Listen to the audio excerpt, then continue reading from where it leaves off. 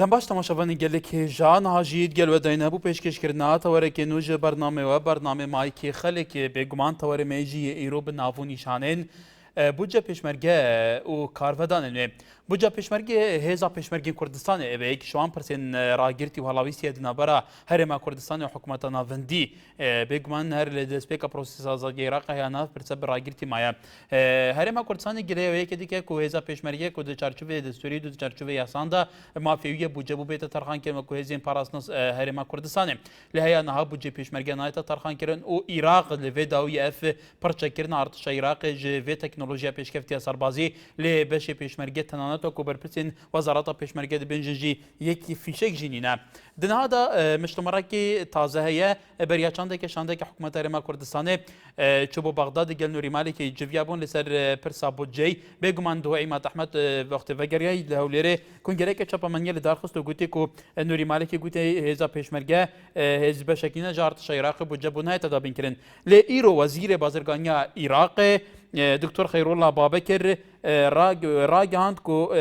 بودجه pirsa budce yeklayî bûye budce di nava budcê hêza pêşmergê Kurdistanê di nava budcê îsaliyê Iraqê hat ke tezbîtkirin û wê pêbête dan.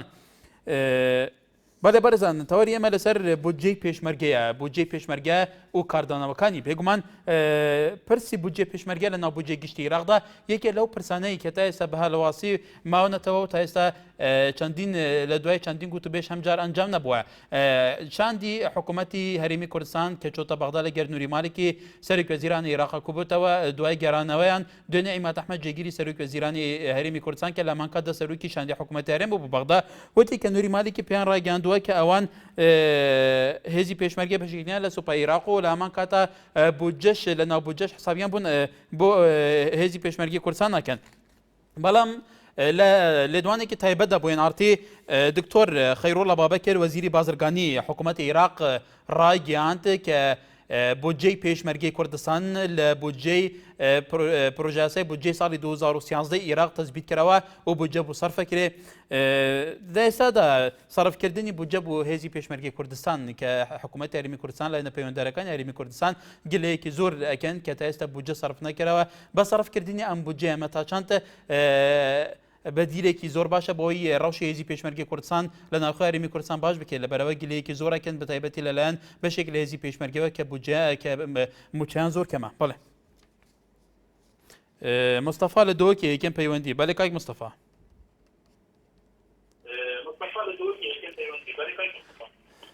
مرحبا كاك هيكار سەرچاوە ئەگەر تەلەڤیزیۆن خۆ کێم پێ کەرم کە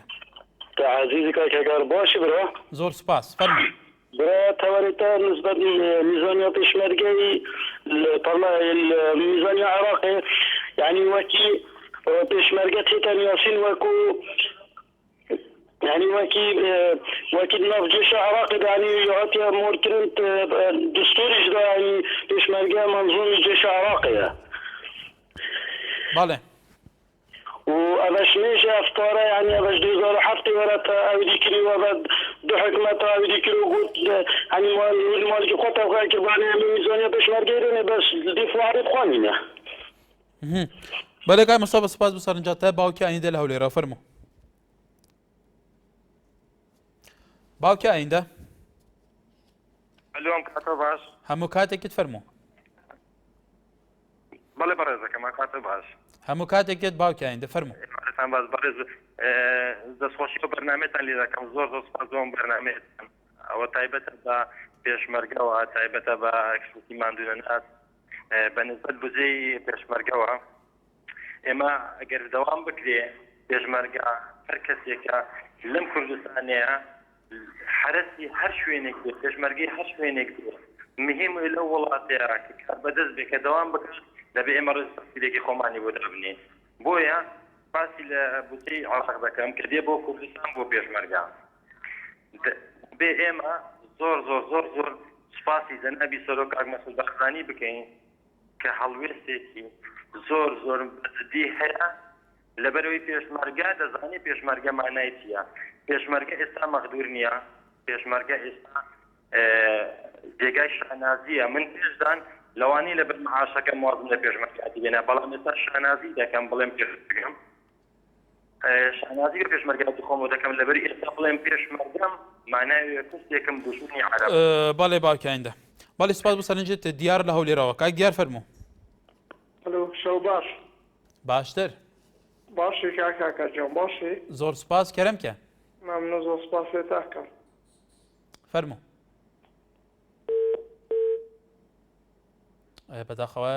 هیوادارین کاک دیار دووبارە پەیوەندی بکە سەرنجە خۆ تەمام کە باوکی مەنسوور لە هەولێرەوە فەرموو ئەو کاتە باش هەموو کاتێکت کوی ئەحواڵت زۆر سپاس کەرەمکە زۆر سپاس دەستخۆشی لە بەرنامە جوانەکە و تەواوی کارمەندەکان دەکەیت سپاس وەڵای من دەمەوێتن لەسەر ئەو تەوەرە دوو خاڵی گرنگ هەیە بدرچێنم یەکیان بەنسبەت پێشمەرگە و نووری مالیشی و عێراق و ناوچەکە بەگشتی سبەی مالیکی دەستبەرداری ئەوەی نابیتن پێشمەرگەی پرسەک بکرد لەو سەتا حەفتەیە سبەی وەخۆ لە خاڵەکان دەدەستەوە یەک لەو خاڵانە کە خاڵی سەرەکیە برزەی پێشمەرگەیە ئەوی دیکە مادەی سەتوسلە ئەوی دیکە کێشەی نەفت و غازە ئەوانە وەزان سەرکردەکانی ئێمە نازانم یعنی بە دوو چ کەوتین یعنی بەس وەخت دەبە نەسەریان خوان نەخەت دەدەن کاکە ئەو کابرا یعنی خۆ لە هەموو کێشەکان دەدەستەوە ئەگە بدەێتن ئەنگۆ وەکو سەرکردهاتی کورد لە ساڵی 2006 حکوومەتە عێراقی ئەو کات زۆر لاواز بوو زۆر لە ڕووی سیاسی لە ڕووی ئابووری لە ڕووی بەینا شەڕێشی ئەو سنە کورد تەبا هەینی پشتێک چەسپاند بە کاریگەری هەبا لەسەر حکوومەتە عێراقی نەک ئێستا مالێکی بچن داوای برزەی پێشمەرگە بکەن پێشمەرگەک بی لە بن فەرم و ئەمری و نەبیتن پێشمەرگەک بیتن بەرگری لە خاچی کوردستان و هەرێم بکەن چۆن ئەو چەکەی پێ ئەدەکەن کە بکەویتە دەستی پێشمەرگە باڵێ باوکی منسۆر سپاس بۆ سەرنجی بەرزتان دەروێ شار لە شاری هەولێرەوە بەڵێ ئەو کاتتان باش هەموو کاتێکت دەست خۆشتان لێکەم بۆ بەرنامەکەتە سپاس فەرموو برای بەڕێزمان بابدارێک پێش هەموو شتێک مزبەقەم پێ دڵم من پێشمەرگەم لە ساڵی هەشتاوە تاکو ئێستا بەبێ دابڕام بەڵێ تاعنە لە پێشمەرگە نادەم بەڵام بە حەقیقەت پێشمەرگە بڵین بە ڕاستی بۆ وجدان ئێمەی پێشمەرگە هیچمان پێشمەرگەی خاک و وڵات ئێمە پێشمەرگەی حیزبی چەکداری حیزب یعنی بەڕاستی من خۆزگەمە خوات کاتی خۆ بزانی هەیە تاکو ئێستاکە من ئینتیمای خاک و وڵاتم نییە تەنها بۆ حزبێکی شەکەم بۆ لایەنێکی شەکەم خۆزگانمە و ئێستا کەس ئەو حزبانێکەوە هەرێک کەوتە دەمەعێکی سەرداریان دروست کردووە بۆ خۆیان ناویان لێناوە پێشمەرگە یا کوردەیش ناوێکی لایەن ناوە یعنی بەڕاستی حەقی حکوومەتی مەرکەزیەکە هیچ بودجەیەکی بۆ نەکاتن کەوان لەژێر ڕچێفی دەوڵەت دانین لەژێر ڕچێفی تەنانەت هەرێمیش دانین ئەوە تا دێگەڵا لەژێر ڕچێفی سەرۆکی هەرێمەکە گوایە قایت حکومە ئامی قوواتی مسلحەیە بەڵام لێ دێگەڵا بۆ دیەوە کاکە حساب بۆ ئەوامرەکانیش ناکردن ئەوەی یەک لێرە وەستا دێگەل لە سلێمانی شەوە تا دێگەڵە لە ژێر چێفی حزبی تەیە دیارە حزبی سەوز و حزبی زەت اینجا لێرەدا من دەڵێم ئەو حزبانێکەوە ئەو تەجەموعات سەکداریان دروست کردووە حەقە لە بڕی ئەو پارەیەکە بۆ مەشارع شەخصیەتانیان بۆ بێت لە گەورەکانیان کە بە 7 ملیۆن دەیکردن لە ئەمریکا بە 7 ملیۆن دەیکردن بە 100 ملیۆن دەیکردن بە 100 ملیۆن دەیکردن لە ئەوروپا ئەوانە کۆبکەنەوە بیکەن بە بودجەیەکی چاک و بەڕاستی داهاتی پێ پەیدا بکەن بۆ ئەو بەڵێ کای دەروێش بەڵێ سپاس بۆ سەرنجاتەژی کە بەڵێژان بودجێ هێزا پێشمەرگی کوردستانی بێگومان ئیرۆ gelek پەیوەندی بوومە هاتن پەیوەندی بەڕێیا ئیمێل و بەڕێیا تەلەفۆنên NRT bi taybetî li dohokê li gelê deverêndin ku pêşmergê gileyaweyekê dikin heya nihajî li Herêma Kurdistanê bi zorî abûne li wan dihê testandin bê ku ew razî bin an bê ku ewan hay jî hebît abûne lê tê tebirîn her wa behsendê dikir bi taybetî hêzên zêrevanî gelê pêşmergan ku nexwast navê xwe bûma aşkira bikin heta wan digot ji ber ku ew ditirsin bihêne fesilkirin digot heta îro jî em çûne meaşî me û çêmenatê di demekê de ku rojek maye ji bo cejna قوربانی و ئەوان پێویستی پێەیە بەڵێ بەرزان بێگومان ئەمڕۆژ نووری مالکی سەرۆکی وەزیرانی عێراق باسی وجودی هێزی پێشمەرگەیەکە لە ناوچەدا بەراوەکاندا نووری مالکی وتی کە وجودی هێزی پێشمەرگە هەبوونی هێزی پێشمەرگە لە ناوچەدا بەراوەکاندا نادەستوری و نایاساییە و بەرگری لە پێکێنانی فەرماندەی ئۆپەراسیۆنەکانی دیجرەش کرد بەڵێ ڕزگار لە دیالە دیانە کاک ڕزگار کەرم کە الو بله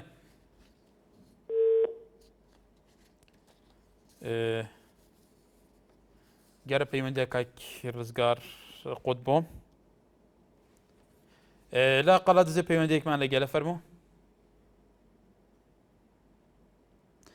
دیارە و پەیوەندیژی هاتە قوتکردن بەڵێ بەرزانە نوری مالکی سەرۆکی وەزیری عێراقی و ڕادگەیەنە و وجود هێزا پێشمەرگەن کوردستانی لە دەڤەرێن پرزگیرێکی لەسەرە وجودێکە نایاسایی و نادەستوریە هەر وەساژی دەبێژە و پێکینانە فەرماندەیە ئۆپەراسیونên عملیاتی دیجلە ئەڤە بڕیارێکی ئیداریە و پێویستە حتا بەحسێ احتیجاجات و ناڕازیبوونا پارێزگا کەرکووکێکی دەبێژە ئەو ناڕازیبوونەوانیان نەیاسایە ji ber ku pêkenîna vê fermandeyê tiştekî nûnîya ve biryareke îdarî pêwîstiye ka deverê ji ber ku fermandeye ve ku Nûrî Malîkî dibêje rewşa emnî ya parêzgeha Kerkûkê û derdorên wê û parêzgeha Diyale diparêze. Rasul qela dizê fermû. قربان مرحبا سەرچاوم احوالك باشي زۆر سپاس سپاس بۆ بەرنامەکەت بەڕاستی بەرنامەکەت لە جێ خۆیدایە ئەگەر ئیجازە هەبێ یەک دوو تێبینیم هەیە بەڵێ لەسەر ئەو برادەرەی کە دەڵێ سپاسی جەنابی سەرۆکی هەرێم دەکەم و کە وەزعی پێشمەرگەی باش کردووە و حاڵی وە و عیسابیوە برای بەڕێزم وەزعی پێشمەرگە مقدسێکی زۆر گەورەیە زۆر لەوە زیاترە کە جەنابی وتەبێژی وەزارەتی پێشمەرگە کاک جەباریاوەر لە 2007ەوە دەڵێ مالکی ئێحترافی کردووە بەڵام دوو لیژنەی حکوومەتی هەرێم و وەزعی حیزبە کوردیەکان دەچن سەردانی بەغدا دەکەن بەڵام لە هەمان کاتا دەڵێن وەڵا ئیسەی بودجەی پێشمەرگە لە حکوومەتی عراقی قبول ناکرێ و لە بەرەوەی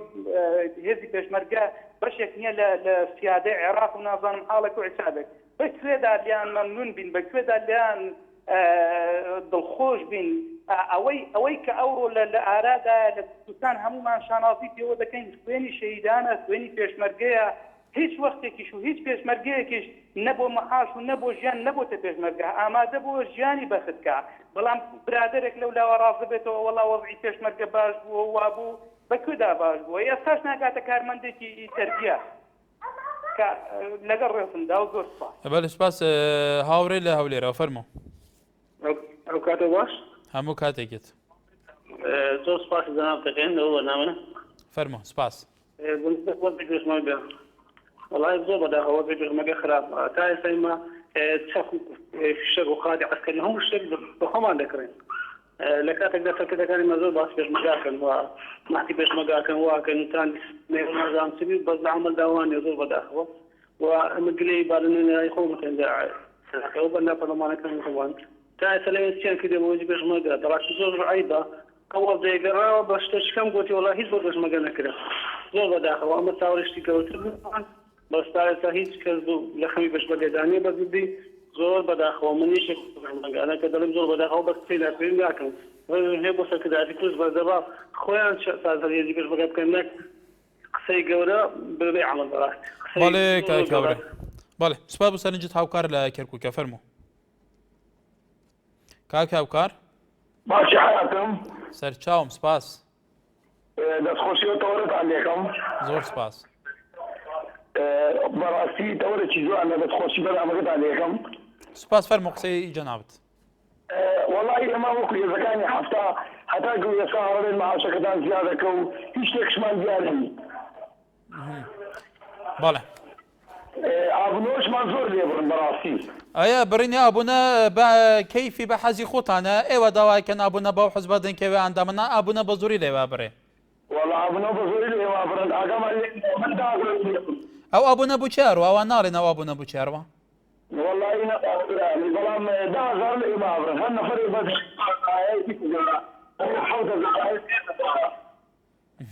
بەڵێ سپاس بۆ سەرنجت بەختیار لە شاری سلێمانی فەرموو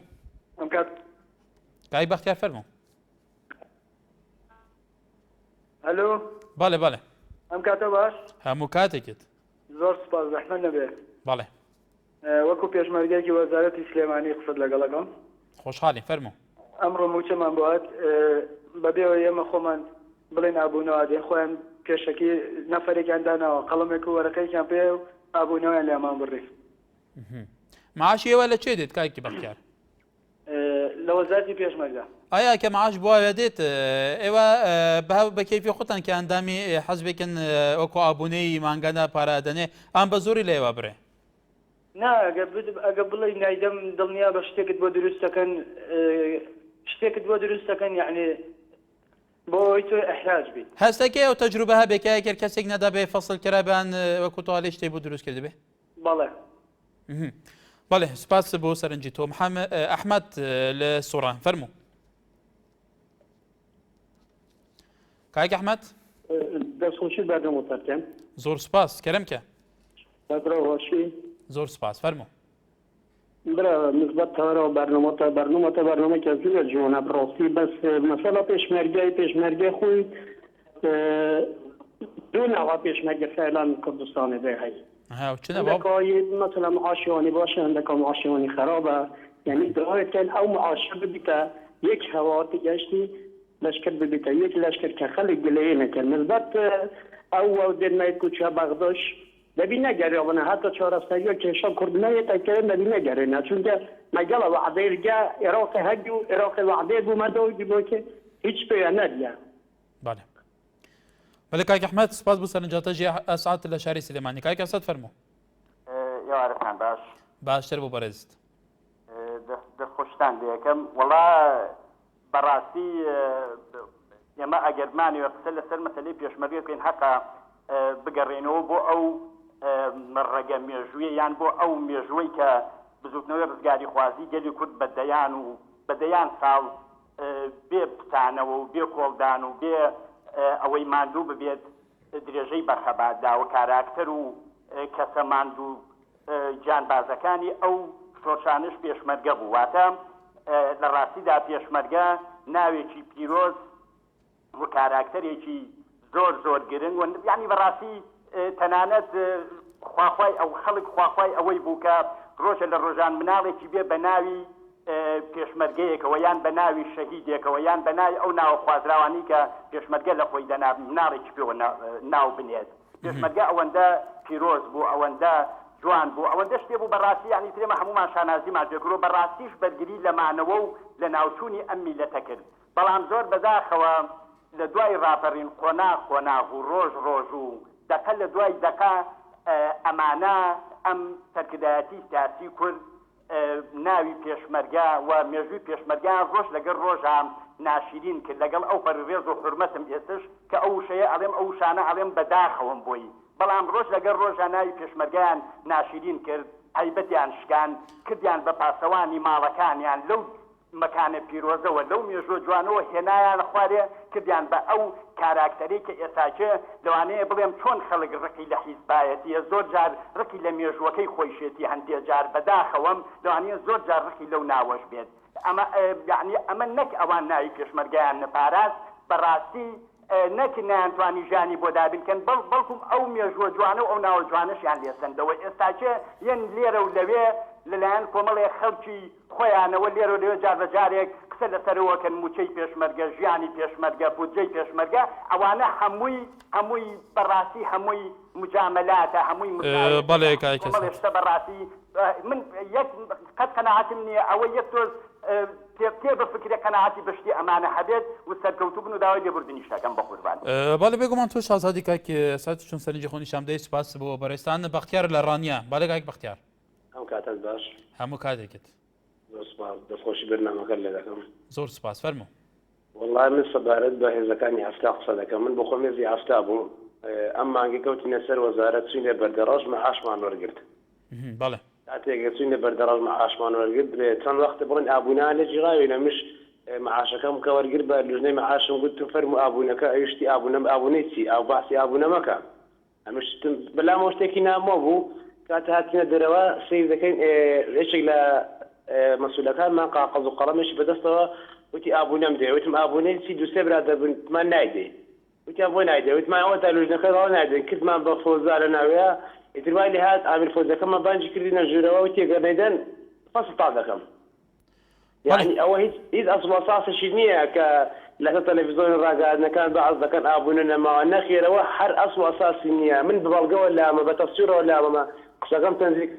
هەتا ئەوەندەشیان پێوت وتیان ئەگەر بێت و ئەوشتە بڵاوکەیتەوە فەسڵ دەکەین دوایی بۆ خۆت بە پرسیاری وتم باشە کاکە ڕەشی کە نامادەما بێ بەڵێ کای بەختیار بەڵێ سوپاس بۆ سەرنجی تۆ ئەوە یەکێکە لە نمونانەی کە ئەوە چەندین نمونە هات بارێزان نەر لە دهۆکەوە و لە سلێمانیەوە لە گەلێشێنی ترەوە کە بە زۆری ئابوونە لە پێشمەرگەکان وەرەگرن بێگومان کە معاشی پێشمەرگەی لەلایەن وەزارەتی پێشمەرگی حکوومەتی هەرێمی کوردستان بە شێوەیەکی فەرمی دابینەکە ئایا لە چەرچەوەی کاری ڕێکخراوەی شاکرێ کە بە زۆری تۆ پارە لە کەسێک بستێنی بوو بەرژەوەندی حەزب ئەیان لە چارچەوەی موچەی حکومی ئایا ئەکرێت کە بەم شێوەیە بە زۆری ئابوونە لە پێشمەرگی وەربگێ کە وەکو خۆیان ناڵێن بەدڵیان نیە زانە لە قەڵات زیکای زانە فەرموو ئەو کاتت باش هەموو کاتێکی بەڕێستان بەڕاستی تەوەرێکی زۆر جوانە فەرموو لە خزمەت داین بەڕاستی لەسەر ئەو قسەی ئەو برادەرەی ڕەسم قەڵاتزەی دەڵێ وتەبێژی پێشمەرگە جەباریاوەر لە بەغدا بەڕێز وتەبێژی پێشمەرگە جەباریاوەر لە بەغدا یعنی بەڕێزەکەی بەڕاستی شتێکی جوانە بۆ هەموو کەسێکی بەرپشت و ئەوانە خۆی کاکدانانی وەکۆ مهنەکەی جەباریاوەر ئەمینداری گشتی وەزارەتی پێشمەرگی حکوومەتی هەرێمی کوردستانە لە هەولێر بەڵێ فەرموو بەڵێ تێگەیشتوم بەس دەمێ گوێ لە قسەی میش بێ فەرموو بەس لە زاریەوە نایە بڵێ سەرۆکی هەرێم بەڕێز سەرۆکی هەرێمی کوردستان ینی ئەوە بۆ سەرنجی بەڕێستان هیوادارین بەڕاستی ئەمن دەستخۆشی بەرنامەکەتان لێ دەکەم سپاس ئەمن یەکەی هەفتام بەڵێ یەکەی هەفتام جەباریاوەر خۆی بڕیاری دا لەسەر تەلەڤیزۆن گوێمان لێ بۆ هەچ کەسێک ئابوونە وەربگرێ دەمانەوێ دەست یعنی لەسەری بنووسن ئەوەی کە ئابوونە وەربگرێ بەڵام هەر خۆی بەرپرسەکانی ئێمەی وتووە دوای ئەوەی کە لە تەلەڤیزۆن ئەعلانی کرد بە بەرپرسی ئێمەی وتووە بڕۆن لیان وەربگرن بەڵێ کاک زانە سپاس بۆ سەرنجی تۆش جەلال لە چۆمان بەڵێ ئەلۆ فەرموو سەرەتا دەستخۆشی بەرنامەکەم دەکەم زۆر سپاس بۆ مەسەلەی بودجەی پێشمەرگە بەڵێ من بە هەموو بیسەرانی ڕاگەێنم کاکی من ئەگەر من خۆم پێشمەرگەیەکم لە ناو پارتی دموکراتی کوردستان بەڵام کاتێک کە دیفاع لە مەسلەی پێشمەرگە و مادەی 140 و ئەوانە ئەکرێ لەلایەن سەرۆک بارزانیەوە کاکی من گۆڕانەڵێ من لەگەڵی نیم دووەمین یەکێتیڵێ من لەگەڵی نیم بەڕێزم ئەو مشکلانەی کوردستان بۆ دەبەنە دەرەوە ئێستا بڕۆ لە ئەوەی من ناوی بزەبت نازانم یەکێ لە ئەندام پەرلەمانەکانی گۆڕان بەڕێزەوە ناوی بێنم من هیچ تەشعیرێک ناکەم بەڵام ڕاوەستاوە کە ئەو پەرلەمانتارانەی عێراق کە سەر بە نووری مالیکین قسە لەسەرەواکەن ئەڵێن ئێمە چەکمان بۆ یەک پاسەی عێراق کڕیوە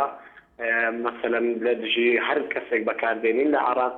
بۆ جیاوبوونەوەی مەسەلەن ئێستا ئێمە مافی خۆمانە کە دەوڵەتی سەر بە خۆمان هەبێت ئێستا بڕۆ گۆڕان پشتگیری لەوە کات یان ئەوەتە گەورەترین کەس کە لە کوردی زەرەری لە کوردی دابی قاسم سلێمان بوو بەڕێزم کە هێنان لەو کوردستانە داخۆتیان کردبوو لە سلێمانی لە قەلاتۆلان لەگەڵ بەڕێزمان جەلال سەرۆکوماری عێراق و کاک نوشیروان مستەفا سەرۆکی بزوتنەوەی گۆڕاندا ئەنیشت بەڕێزم ئێمە هەڵوێستی زوتنەوەی گۆڕان هەبینین چێکەن یان کاک جەلال شتێکی تۆ سەرنجی مڕاکێشە توالێ من پێشمەرگی پارتی دموکراتی کوردستانم لە کاتێکە کە وەکو چاودێرەکان ئاڵێن کە پێویستیەکی واقعیشە کە دەبێت پێشمەرگە لە چارچوەی پرۆسەیەکی نیشتیمانی ڕێک بخرێت لە چارچوەی سیستەمێک ڕێک بخرێت کە پێشمەرگە بە نیشتیمانیکردنی پێشمەرگە کە پێشمەرگە بەسەر چه حەزب و چ لایەنێکەوە نەبێ ئایا تو ئەو مستەڵەحە لە چێوە هاتووە ئایا تو ئێستا پێت وایە پێشمەرگەی حەزبێکی سیاسییان پێشمەرگە سەر بە وەزارەتێکی فەرمی حکوومەتی هەرێمی کوردستانی بەڕێزم من خۆم پێشوەخت بە پێشمەرگەیەکی ئەو نیشتیمانە ئەزانم و دووەمینیش خۆم بە پێشمەرگەی بارزانی ئەزانم کە بارزانیش شتێکی خراپ نییە سەرۆکی هەرێمی کوردستانە بەڵام من لەبەرەوە ناڵم کە من پێشمەرگەی پارتیم پێشوەخت کە لە سەلیستی پارتی دامەزراوم بۆیە ئەڵم پێشمەرگەی پارتی ئەگەر نا من پێشمەرگەی ئەو نیشتیمانم بەڵام وەکو دیفاعکردن کەس نەبوو لە سەرۆک بارزانی زیاتر دیفاع لە پێشمەرگەکە بەڵام تۆ باسی معاشی پێشمەرگەمان بۆ زیادکەن لە بەغدا داوا لە پەرلەمانی بەغدا بکات بەڕێزی من ئەو هەڵوێستەی نوێشیروان زۆر بە خراپیە بێنم بەڵام ئەو قاسم سلێمان کاک جەلات تۆ باسی قاسم سلێمانت کرد هەرچەندەوە ڕەبتی نییە بە پرسیەمەوە بەڵام ئەو سەردانی هەولێریش کردبوو لەگەڵ نێچیروان بارزانی کۆبێتەوە لەسەر لەگەڵ محەممەد فەرەج ئەمینداری گشتی یەکگرتووی ئیسلامی کوردستان کۆبێتەوە لەگەڵ سەفیری ئیرانیش کردووە بۆ ئەمانە بە شێوەیەکی گشتی چاڵێ بڵێ ئەو لەگەڵ حکوومەت دانیشتوە ئەگەر لەگەڵ نێچیروان بارزانی دابنیشێت بەڵام وەکو ئەوەی پێتەڵێم ئەو کە دێتە سلێمانی بۆ تەنها دوو حیزب بانگەکان ئەو حیزبیش هەردووچیان یەک حیزب بن کە لێک جودا بووینەوە من ئەو پێشنیار ئەدەم ئەو خەڵکە قاسم بۆ بەبێ هۆ دێ لە سلێمانی لەگەڵ دوو حیزب دائەنیشێت کە ئەو دوو حیزبە لێک جودا بووینەوە کە لە سەرداوای ئەو ئەگەر بۆ ئاژاوەیەکی ئەم کوردستانە بەڵێ کای جەلال ببوورە دیارە کاتێکی زۆرمان بە بەڕێستاندا سوپاس بۆ سەرنجی تۆ عەبدوڵڵا لە کەرکووکەوە فەرموو کاک عەبدوڵڵا ئەم کاتە باش برا سەرچاوە هەموو کاتێکیت براکەم بۆ مەسەلەی ئابوونە پێویست ناکە هیچ کەس باز ئاب نەکە لەبەرەوەی لە هەموو هێزی پێشمەرگە ئابوونەوە وەرەگیریە بەڵێ بەڵێ سپاس بۆ سەرنجی بەڕێستانیش ئاوات کەمال تۆڕی کۆمەڵاتی پیج NRT نووسێ پێویستە هێزی پێشمەرگە بودجە لە هەموو وەزارەتەکانی تر زیاتر بێ هەروەها کەمال زەنگە نەش ئەنووسێ من قەنەعاتم وایە بەغداد یاری بە مەسەلەی بودجەوە دەکات و بە شێوەیەک خۆی نایە بە پێشمەرگە هەروەها شکری دووسکی دەنویسە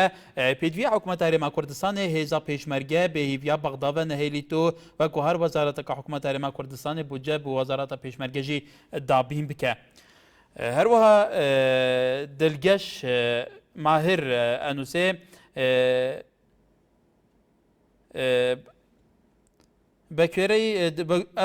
ئەنووسێ بە گوێرەی دەستوری عێراقی فیدرال هێزی پێشمەرگە هێزێکی دەستوری و قانونیە و ئەم پاراستنی خاکی عێراقی فیدرال و هەرێمی کوردستانە کەواتە دەبێت بەغدا بە بێدوودلی بە هیچ بیانوویەک لە بودجێ پێشمەرگە بۆ سەرف بکات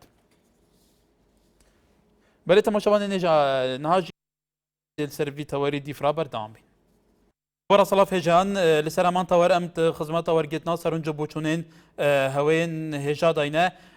کو دنهادا بێگومان لە هەرێما کوردستانیژی گەلێک جاران لەسەر پرسا پێشمەرگە چاودێر دەبێژن حتا ئالیین پەیوەندیدار لە وەزارەتە پێشمەرگە دەبێژن کو هەیەنها بە تەمامی هەردوو وەزارەتên پێشمەرگە یەن ئیدارین بەرە هەفتوونە گرتنە دەبێژن جە هەیەنها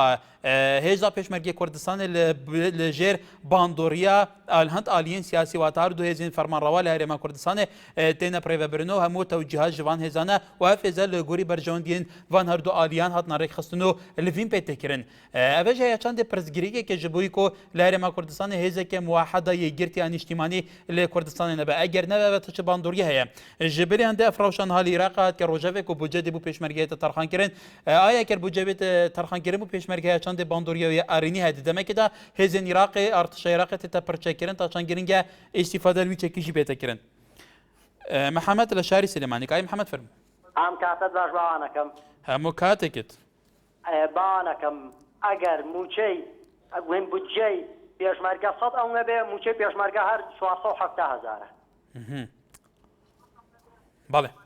باوانەکەم موچەی جێژنان موچەیان پێش جێژن نەدا بە پێشمەرگە حەو ڕۆژ دوان خست بەس بۆ ئەوەی جێژن وەری نەگرێت بەڵێ بەڵێ سپاس بۆ سەرنجی تۆ جەمال لە شاری کەرکووکەوە کای جەمال فەرموو کاتت باش بەڕێزم هەموو کاتێکی بەڕێستان فەرموو دەربارەی پێشمەرگە من هەندێک سرنجم هەیە لەسەر دەربارەی پێشمەرگە ئەمڕۆ بە حیزبی کراوە بە واقعیتی من قساکەم بە ڕاشکاوی ئێستا لە سنووری یەکەی هەفتە ئەگەر هەرچەندێ مەغدور بی هەرچەندێ کوڕەشەید بی ئەنفال بی بۆ نییە تاینبی ئیلا ئەگە فەسڵ نەشێتە بێ ئەوەش بە واقعیدا بەڵام لە سنووری یەکەی هەشتا کە سنووری ئیدارەی هەولێرە ئەو خەڵکانەی بە تایبەتی سەر بەیەکێتین بە کۆڕانن عەفوەن بە وعدی ئەوە ژیان کردن بە پارتی یعنی ئەمە خۆی لە خۆی داوا ئەسەلمێنێکە پێشمەرگە بە حیزبێ کرێ دەربارەی جێشی عێراقی کە کوردی تایە بەشدارە هەوڵەدەن ئەو کەسانی کە لە جێشی عێراقن لەسەر لستەکانی تر بە تایبەتی یەشێتی و حیزبەکانی تر وەریان نەگرنەوە بە پلەی زۆر بەرزن ناو پارتی دیموکراتی کوردستان ئێستا ڕۆژانە خەڵک لە جێشی عێراقی ئیتیخالەدا بە خۆی لە یەکەی هەشتا و لە هێزەکانی پارتیدا مەزرێنێ ئەمەش بەڕای من کارێکی بە حیزبیکردنی هێزی چەکدارە بۆ لەماوەی بسەلمین ڕوونی کەینەوە بەڵێ سپاس بەڵێ کاک جەمال سپاس بۆ سەرنجی تۆ ئومێد لە شاری هەولێر کاک ئومێد فەرموو. السلام عليكم. عليكم السلام. باشی برای بەڕێزم زۆر سپاس فەرموو. کاکە دەستخۆشیتان لێ دەکەین بەڕاستی تەوەرەکە زۆر لە دێر خۆی بەڕاستی زۆر خۆشحاڵین. ئێمە لە خزمەتداین فەرموو. سەربەرزێ بۆ ئێمەی پێشمەرگە من پێشمەرگەم ئەوە نزیکەی 12 ساڵە لە خەباتم ئینشاڵڵا یعنی بۆ نیشتیمانی خۆم بەختەکەم بەڵام من کە کەسێکم یعنی پێشمەرگەیەکی کوردستانم مادەم سەرکردەکانی ئێمە دەڵێن مالیکی دوژمنی کوردە باشە چۆنە بێ من لە دوژمنێکی خۆم داوا بکەم کە پارەم بداتێ یعنی بودجەم بۆ دابین بکە هەتا کەنجی یعنی ئەو شتە بەڕاستی ئەمە پێمان خۆش نییە پێمان خۆشە کاکە پارە لە کەسێکی وەربگرین کە دۆستی خۆمان بی نەک دوژمنی خۆمان بی یعنی حەزەکەین کە بودجەی ما لە کوردستان دابین بکرێ کاکە ئەو پارەن هەر ناوێ با بەسە بە چیدی دەست لەبەر ئەو کەسێکی پام نەکەنەوە کە دوژمنایەتی ما ئەەکەم کە یعنی ئەستن هەر ڕێز لە قسەکانی لە قسەی سەرکردەکانی ئێمە ناگری ئەم من زۆر سەرکردەکانی خۆشەوێ حەز ناکەم چیدی بچن لەسەر مۆزوعی پێشمەرگەی بالێرە چارەسەرکەن و تەواو زۆر مەمنونم خزمەتکاری هێوشم زۆر دەستخۆش عفو ئێمە لە خزمەتداین کاکەمێت سوپاس بۆ پەیوەندیکێ بەڕێستان ئێمە لە خزمەتی بینەری هێژاداین لە هەر تەوەرە و هەر پێشاتێکی گرنگێ بخنە بەر شڕوڤە و لێکدانەوە ئێوەی بەڕێز ئەحمەد لە قەڵاتزێ کاک ئەحمەد فەرموو. کاکە باشی زۆر سپاس. کاکە باشی زۆر سپاس کاک ئەحمەد ئەگە دەنگی تەلەڤیزیۆنەکەت کەسکەی فەرموو. باشە زۆر سپاس وەڵایی باشە بەچاوان وەڵایی برای بەڕێز دەستخۆشی بەرنامەکە لێ دەکەم. سپاس فەرموو. وەڵایی ئێمە دەمێکە مەعاشمان بۆ نهاتوە لە پێشمەرگەین هێزەکانی عەفتاین. بەڵێ زۆر کەسمان لەگەڵە چاڕوای موچەکەی دەکا بۆ جێژنێ لەبەر بۆ کرێخانوەکەشی لە ئاوە دەگەڕێتەوە سەر شێر. بەڵێ کاک ئەحمەد ئێمە شیوادارین لە پەیوەندەرەکان گیان لەبێ بۆ موچەی ئێوە سەرف نەکراوە کە بێگومان ڕۆژێکی ماوە بۆ جەژن سپاس پەیوەندێکات هیوا لە شاری سلێمانی. بەڵێ لێ بە دەستخۆشی بەرنامەکە لێکم کاکە زۆر سپاس. وەڵی هێزی پێشمەرگە دیارە هێزی بەحساب هەموو میلەتەوە هەمومان چاوەڕێ و هێزە بووین بەڵام بە قسەکانم لە خراپ تێمەگەن بەڵام چەند ساڵێک ئەوە تا بڵین هێز لەژێر سەیتەرەی سەرۆکی هەرێمی کوردستانایە بەڵام سەرۆکی هەرێم بەداخەوە ئەم چەند ساڵە نەیتوانی هێزی پێشمەرگە بکاتە هێزێکی نیشتیمانی و هێزێکی گەل و هەموو گەل بە هێزی خۆی بزانێ و هەموو خەڵک ئەو هێزا پشت و پەنای پێ ببەسێ ئەو هێزا بە دڵنیاییەوە هێزێکا بەسەر دوو حیزبی دەسەڵاتدارە دابش بووە لە کوردستانەوە ئەو دوو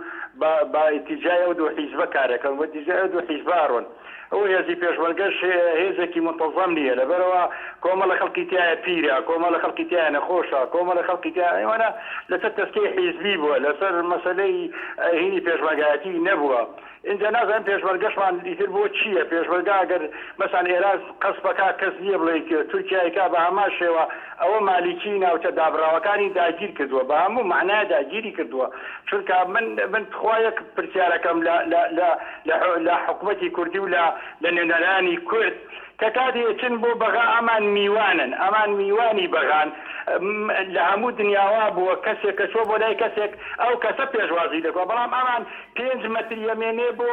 بۆ بینینی جەماعەتی مالکی کە باوەشەکەنەوە و پێکەنن و قسە ئەکەن و ئەڵێ بۆ خوازێنی ژن چوون بۆ خوازێنی ئافرە چوون کەی سیاسەتکردناوە یعنی شتێکی لە بەڕاستی ئێمە لە تەلەڤیزیۆنەوە سەرکردانەی خۆمانە بینین لەگەڵ لەملاولا لە دەرەوە دانیشن و قسە لەگەڵ وەفتەکانەکەن بەڕاستی ئێمە تاریخە بینەوە وەکو ئاڵەتی تاریخە بینەوە ئایەوە کەی پێشوازی ئەمە لایەک لایەکی ترەوە مالیکی حسابی بۆ لیسی عێراقی نەکرد کاکە کە لیسی عێراقی زۆرترین دەنگی هێنابوو ڕازی نەبوون ئەسڵەن لە حکومەتە و لە عێراقا بەشداریان پێ بکەن ئایا ئەوان ڕازی ئەبن کورد بەشداری بکات لە حکومەتی عێراقیە بە دڵنیاییەوە نا ئەمە خۆ خڵافاننە بەمەکردەمانەوە بە خۆمانە خڵافێنیە مالیکی بە تەواوی دەستی بەسەر عێراقا گرت و ئێمەش بۆ خۆمانە بێ سێ محافەزەکە دانیشین و مەگە دەستخۆشی لێ بکەین یا چی بکەین. بەڵێ کایکی واس سپاس بۆ سەرنجی تۆش مەسعود لە مووسڵ بەڵێ کایکی مەسعود کەرەمکە مەسعود لە شاری مووسڵە گەل سەر هێلێ ماڵی کایک مەسعود باشی بەڕێز زۆر سپاس فەرموو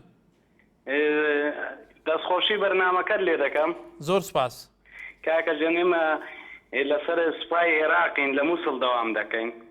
ئێمە کێشەیەکمان هەیە یعنی ئێمە پێشمەرگە بوون کەوتونیە سەر سوپای عێراق ئەوەی واستەی هەیە دەیگەڕێنەوە سەر فەرماندەکانی کوردستان ئەوەی واستەشی نییە یان هەمووی دوو معاشەیە لێرە شەیەتی و لەوەی هەیەتی ئەوەی واستەی هەیە داواکارین لە بەرنامەکەیەوە چارەسەرێکمان لێ بکەن یانەوەتە ئێمەش بگەڕێننەوە یان هەموو یەک حسابمان بۆ بکەن بەڵێ کاک مەسعود سەرنجی تۆ گەشتەوە دەرنیش بەرپرسەکان جیان لەبێ بوو کەسێکە دوو معاشیە لە هێزی پێشمەرگە لە سوپای عێراقیش سپاس بۆ سەرنجی تۆم بەڵێ تەماشاوانینیشا وەکۆ ئەوترێت لە ساڵی هەفتەکانەوە لە دێر زمانەوە کورد دایمەن گوتوبێژ لەگەڵ حکوومەتە یەک لە دۆ یەکەکانی عێراقەکە لەو گوتوبێژانە سەرکەوتو نابێ لە بەیانی 11 ئاداری 1970 لە دوای ڕاپەڕینی 1990 بەرەی کوردستانی لە 2003 تا ئێستا زۆرترین شان زۆرترین وەفدی کوردی چوتە بەغدا بۆ گوتوبێژکردن لە سەراسی سەرۆکاتی حزبەکان لە سەراسی سەرۆکاتی حکوومەت لە سەراستی ڕێکخراوەکان لە هەموو ئاستەکانە چوتە بەغدا گوتوبێژ کردووە لەوەی کە ئەم دوایە کە دوو شان چوتە بەغدا تا ئێستا ئەو هیچ ئەنجامێکی نەبووە ئایا بۆ ئەنجامی نەبێ ئەو هەموو گوتوبێژکردنەوە ئەو هەموو دانوستاندنەوە ئەو هەموو ئیمزاکردنی ڕێککەوتنامەی چارقۆلی هەیە لە بینی کورد ڕێککەوتنامەی 19 خالی هەیە ڕێککەوتنامەی هەولێر هەیە دەیان ڕێککەوتنامەی تری ڤاژووکراوە هەیە بۆ تا ئێستا ڕەوشی کورد و هەر بەم شێوەیە لە عێراق شارەسانە بێ بەتایبەتی لە دوای پرۆسەی ئازادی عێراق کە کورد یەکێکی لە کۆلەکە سەرەکیەکانی دروستکردنی عێراق ئێستا باو کاتە عێراق لە سەر نەخشەی ئەرد نەبوو کورد سەر لە نوێ دروست کردەوە لە بنیادنانی هێزی عێراق هێزی چەکداری عێراق لە ئەنجومانی حکوومەت تا دوایی بوو تا ئێستا ڕەوشەکار وایە و کێشەکانی کورد تەعقیدترە بێنەوە زیاد لە شاری هەولێرەوە کای زیاد فەرموو کای زیاد فەرموو چی بەڕێزم زۆر سپاس کاکە دەستخۆشی بەرنامەکەت لێ دەکەم زۆر سپاس و بەڕێز فەرموو بەڕاستی بەرنامەکەتان بەرنامەی لە جێ خۆیتی بەڵێ فەرموو بە نسبەت بجێ پێشمەرگە ڕاستە هەموو کەس ئەو ڕۆژە بۆ نیشتیمان پێشمەرگەیە بەڵام پێشمەرگەش ئەگەر بودجەشی هەبی تایبەتی خۆی وەکو وەزارەتەکان کە زۆر باشە بەڵێ بە نسبەت دیفاعکردن لەو بودجەیە کە چەند دەها ساڵە ئەگەر لە دیفاع کرابی لەو بودجێ و لە پێشمەرگەی کوردستان فقط جەنابی سەرۆی بارزانیە داوا دەکەم ئەو خەرکانی تەلەفۆن دەکەن بزانن حەقی پێشمەرگە چێ دایتی چێ دیفاعی لە پێشمەرگەی کردیا ئەوەی چاو بگرن کاکە بەڵێ کای زیاد هێ نازانی ناوی پێشمەرگەش چیە ئێستا لەو جەنابت دەکرا نازانی معنای پێشمەرگەش چیە بەڵێ کای زیاد سپاس بۆ سەرنجی بەڕێستانیش فریاد لە هەولێرەوە بەڵێ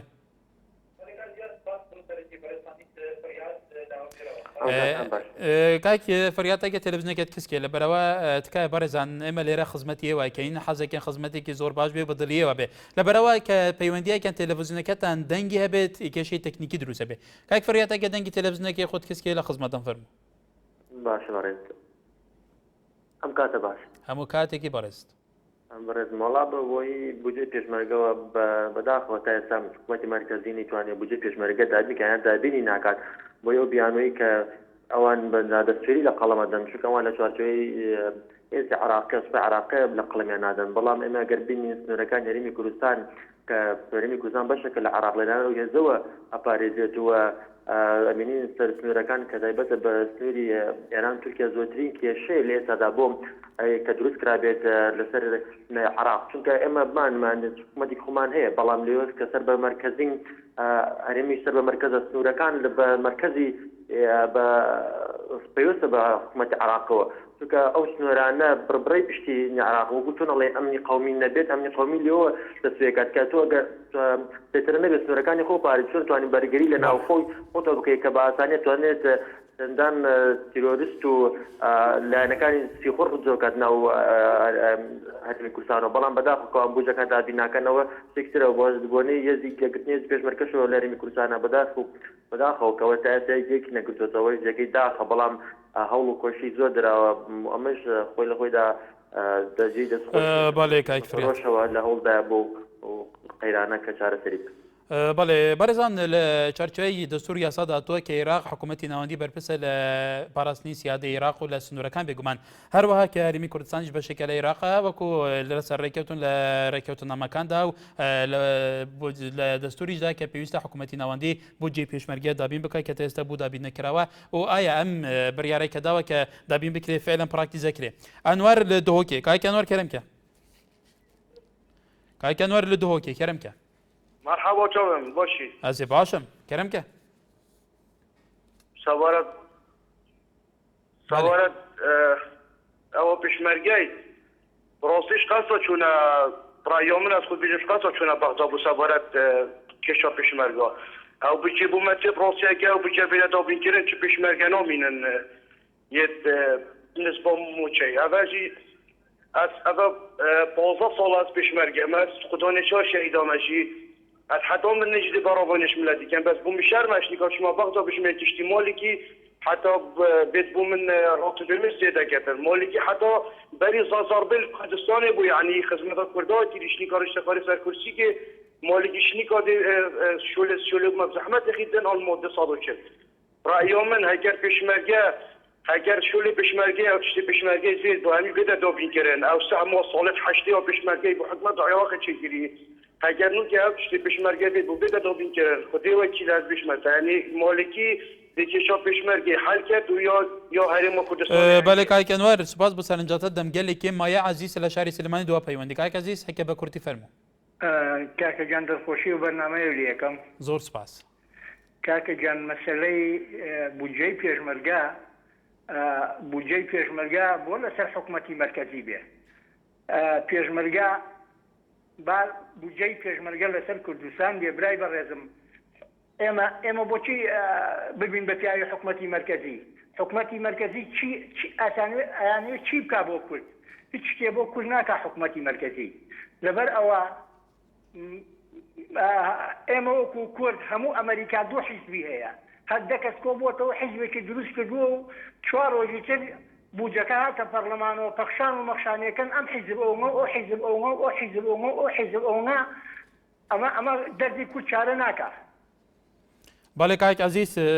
دای لەبوورنەکەن کاتمان زۆر کەمەوە ئەم پارچە پەخشانەشی بۆ خۆمەوە ئەگەر مەجالم بیتێ کاتمان زۆر کەمەوە کە بکورتی فەرموو ئەڵێ کورد ئەبەد ناگاتە مەقسەد نۆکەری بێگانەیە دوودڵە پیسە لەگەڵ یەک بۆیە بۆوا بێلانەیە داخەکەم ورد و درشتی شێت و شەجاعانەیە سپاس بۆ پەیوەندێکت بەڵێ بەرێزان ئازاد کوردستانی ئەنووسێ بەڕاستی حیف لە وڵاتên din ڕێژەکە مەزن